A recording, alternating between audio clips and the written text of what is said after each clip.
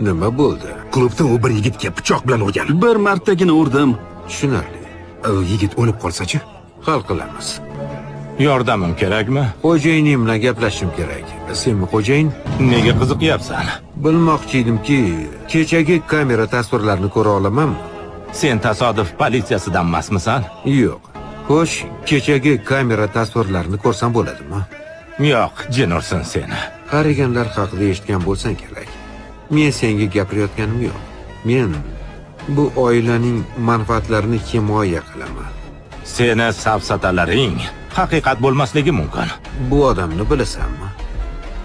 Yo'q. Bu Eddi Harrigan. Agar Harriganlarga yordam bersang, ular senga yordam berishadi. Agar Harriganlarga yordam bermasang, Xudo senga yordam bersin. Menga pichoq tiqilgan yigitning ismi kerak. Politsiya bir necha daqiqadan so'ng